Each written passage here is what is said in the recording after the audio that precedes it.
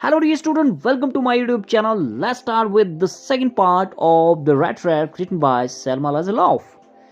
She let us know that essential goodness in a human being can be awakened through understanding and love. If there is something wrong in human character, that can be awakened. His goodness can be brought out through understanding and love.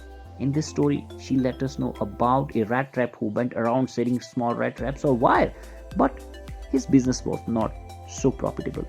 He has to do some bagging and petty thieveries to keep body and soul together. One day when he was walking along the road, an idea came in his mind that this world is a big rat trap and its sole purpose is to trap the people and nothing else. Not only that, she let us know about this rat trapper when one dark evening he was trudging along the road and caught sight of a little grey cottage by the roadside and asked shelter for the night. Honor did not refuse. He served him porridge, tobacco, play majolis, said his confidential thing about his life, about his cow, and showed 30 kroner to the stranger. Very next day, both men got up in good season. Crofter was in a hurry to milk his cow, and the other man probably thought that he should not stay in bed when the head of the house had gotten up. Rat Trapper said goodbye and thank you, and thereupon each went his own way. That was something in our previous video. Let's see what is here in today's video. But after half an hour later, the rat trap peddler stood again before the door. परंतु आधे घंटे के बाद चूहेदानी बेचने वाला व्यक्ति दरवाजे के बाहर खड़ा हो गया. He did not try to get in, however. हालांकि उसने अंदर जाने की कोशिश नहीं की. He only went up to the window. वो विंडो के पास गया. Smashed a pan, शीशे को तोड़ा. Stuck in his hand, अपने हाथ से मारकर. And got hold of the pouch with the 30 kroner. और 30 kroner के साथ वाला बटुआ उठा लिया. He took the money and thrust it into his own pocket. उसने उससे पैसे लिए और अपनी पॉकेट में ठूस दिए, डाल दिए. Then he hung the leather pouch very carefully back in its place and went away. और इसके बाद उसने पाउच को उसके स्थान पर बड़े ध्यान से रखा और अपने रास्ते पर निकल गया. As he walked along with the money in his pocket, he felt quite pleased with his smartness. जैसे ही वो पैसों को अपनी जेब में डालकर सड़क पर चलने लगा तो उसे अपनी चुस्ती पर, अपनी चालाकी पर, अपनी स्मार्टनेस पर बहुत प्रसन्नता हो रही थी.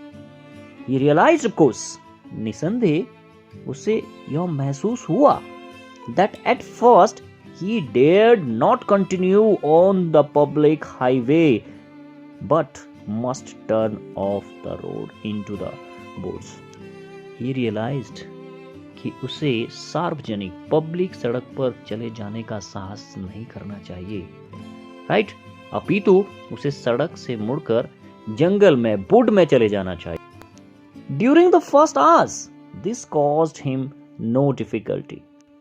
पहले घंटे, फर्स्ट आवर, तो उसे किसी तरह की कोई कठिनाई नहीं हुई. Later in the day, it became worse, for it was a big and confusing forest which he had gotten into.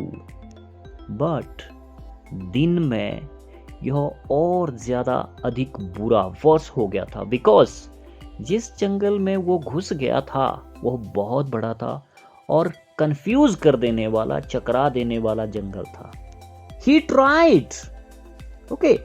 He tried to be sure to walk in a definite direction, but the paths twisted back and forth so strangely. He walked and walked without coming to the end of the wood, and finally he realized that he had only been walking around in the same part of the forest. Dear student, it is really very interesting here. Okay, उसने try किया, कोशिश किया कि वह एक निश्चित दिशा में चले, बट रास्ता बहुत ही विचित्र ढंग से आगे पीछे मुड़ रहा था. वो चलता गया बट जंगल का अंत तक नहीं पहुंच पाया। एंड फाइनली ही रियलाइज्ड, वो महसूस करता है कि वो जंगल के उसी भाग में चक्कर काट रहा है। ऑल एट वंस ही record his thoughts about the world and the rat trap. अचानक उसे उसके संसार के विषय में और चूहेदानी के बारे में अपने विचार की याद आई। What was that? Yes, he recalled the idea that world is a big rat trap. Now his own turn had come. कि अब उसकी अपनी बारी आ चुकी थी। He had let himself be befooled by a bit and had been caught. उसने स्वयं को प्रलोभन, टेम्पटेशन या वेट द्वारा मूर्ख अपने आप को बना लिया था और उसमें फंस गया था। The whole forest with its trunks and branches, its thickets and fallen logs closed in upon him like an impenetrable prison from which he could never escape. उस सारे जंगल ने अपने वृक्षों के तनों और शाखाओं, ब्रांचेस, झाड़ियों और गिरे हुए लट्ठों के द्वारा उसे एक इम्पेनिट्रेबल, अवेद्य कारागार की भांति घेर लिया था और इस कारागार से वह कभी बाहर नहीं आ सकता था। It was late in December. Darkness was already descending over the forest. दिसंबर महीने का अंत था। जंगल पर पहले ही डार्कनेस छा गई थी। This increased the danger and increased also his gloom and despair. इस डार्कनेस के कारण इसने खतरे को बढ़ा दिया था और अंधकार तथा निराशा को भी बढ़ा दिया था। Finally he saw no way out and he sank down on the ground tired to death, thinking that his last moment had come. At last अंत में उसे कोई ऑप्शन या विकल्प नहीं दिखाई दिया और जमीन पर बैठ गया। वो बहुत ज्यादा थका हुआ था और सोच रहा था कि उसका अंतिम समय पास आ गया है। But just as he laid his head on the ground, जैसे ही उसने अपना सिर जमीन पे रखा, he heard a sound, उसने आवाजें सुनी, a hard regular thumping, लगातार कुछ थंप बजने की कुछ आवाजें आई। There was no doubt as to what that was, इसमें कोई संदेह नहीं था कि वो क्या थी, कैसी आवाजें थी। He raised himself. Those are the hammer strokes from an iron mill, he thought. There must be people nearby. He summoned all his strength. उसने अपनी सारी ताकत बटोरी, got up and staggered in the direction of the sound. Yes, dear student, after hearing these sounds, वो उठ बैठा और वे एक लोहे की फैक्ट्री के हथौड़े के प्रहार थे। वो ये सोचने लगता है निकट ही कोई लोग होने चाहिए। उसने अपनी सारी ताकत बटोरी, उठा और स्टैगर करता हुआ, लड़खड़ाता हुआ उस ध्वनि या नॉइस साउंड की दिशा में चल पड़ा। The Ramso iron works, which are now closed down, were not so long ago a large plant with smelter, rolling mill and forge. Dear student, Ramso iron factory जो अब बंद पड़ी है, थोड़े समय पहले एक बड़ी फैक्ट्री थी। इसमें प्रगालक, बेलनी मिल और भट्टी थी। In the summer time, long lines of heavily loaded barge and scores slide down the canal, which led to a large inland lake. And in the winter time, the roads near the mill were black from all the coal dust, कोयले की dust, which sifted छनकर down from the big charcoal crates. Summer में, गर्मियों में इस factory से बहुत अधिक भार से लदी हुई बहुत सी बोट्स, नाव और पेट से नहर में से तैरते हुए एक बड़ी झील में से जाती थी। और विंटर टाइम में फैक्ट्री के निकट की सड़कें कोयले की गर्द के कारण काली हो जाती थी। ओके, ये गर्द कोयले के बड़े बड़े क्रेटों में से छनकर आती थी। During one of the long dark evenings just before Christmas, The master smith and his helper sat in the dark forge near the furnace waiting for the pig iron which had been put in the fire to be ready to put on the anvil. Dear student, pay your full attention that what is the meaning of these lines during one of the long dark evening just before Christmas.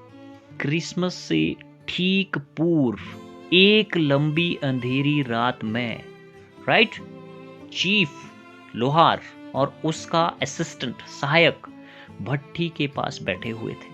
Why they were there? Yes, that time लोहे को भट्टी के ऊपर रखा हुआ था and they were waiting कि लोहा कब निहाई पर रखने के योग्य हो जाएगा. Every now and then one of them got up to stir the glowing mass with a long iron bar, returning in a few moments dripping with perspiration. Yes, dear student, it's very interesting. कभी कभी उनमें से एक व्यक्ति एक लंबी लोहे की छड़ द्वारा चमकते हुए पदार्थ को हिलाने के लिए उठता और पसीने से टपकता हुआ तुरंत वापस आकर बैठ जाता. Though, as was the custom, he wore nothing but a long shirt and a pair of wooden shoes. यद्यपि कस्टम या रिवाज के अनुसार एक लंबी कमीज और लकड़ी के जूतों के अतिरिक्त उन्होंने कुछ नहीं पहना हुआ होता था. All the time there were many sounds to be heard in the forge. सारा समय भट्टी वाले स्थान से बहुत सी आवाजें सुनाई देती थी. The big bellows groaned and the burning coal cracked. बड़ी बड़ी धूकनियों की आवाजें और कोयले के चटकने की आवाजें सुनाई देती थी. The fire boy shoveled charcoal into the map of the furnace with a great deal of clatter. चटकने की आवाज. The fire boy, आग को दहकाने वाला जलाने वाला लड़का भट्टी के मुंह में कोयले धकेलता और बहुत अधिक तड़तड़ के स्वर के साथ भट्टी के मुंह में उन्हें धकेलता था.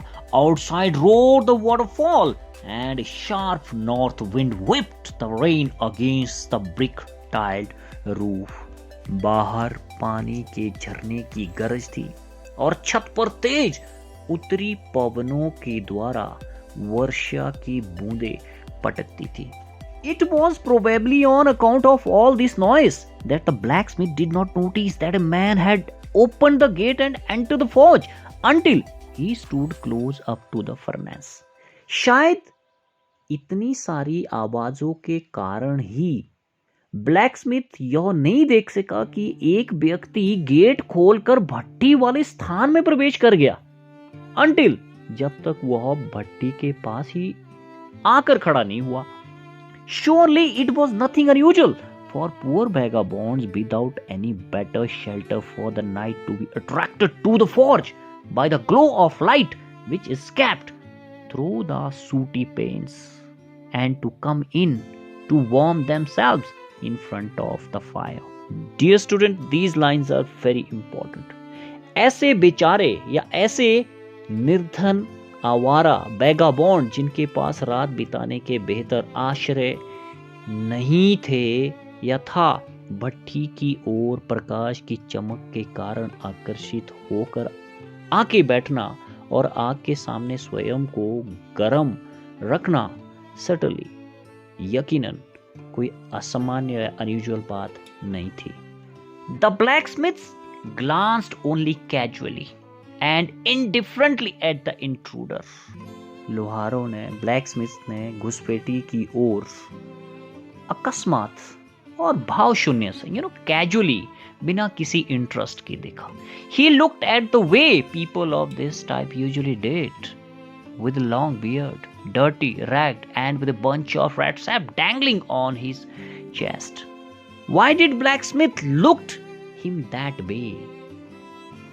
Reason was कि वे इसी प्रकार के अन्य लोगों की तरह ही दिखता था.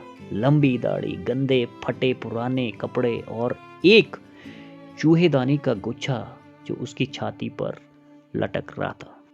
He asked permissions to stay and the master blacksmith nodded a haughty consent without honoring him with a single word. उसने ठहरने के लिए अनुमति चाही और मुख्य लोहार ने गर्वपूर्वक सिर हिलाकर स्वीकृति दे दी और एक भी शब्द उसके रिस्पेक्ट में, आदर में नहीं कहा. That's it, dear student. I hope you understood the translation. See you soon in the next video.